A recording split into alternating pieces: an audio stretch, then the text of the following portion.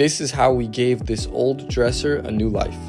We found this dresser in rough condition on Facebook Marketplace, and as soon as we saw it, we knew we wanted to take on the challenge of fixing it. The first thing we do is sand it down with 220 grit. Next, we bag up the drawers to prevent paint from getting inside of them. And then we spray it with 3 coats of white paint. My favorite part is always applying the first coat of paint, as after the first coat you can start to see the dresser come to life. After finishing up this first coat, we added 2 more coats of paint and then a layer of polyurethane as well. The last step is to put the drawers in and the hardware back on. I think it's safe to say we gave this dresser a new life. Let us know what you think in the comments below.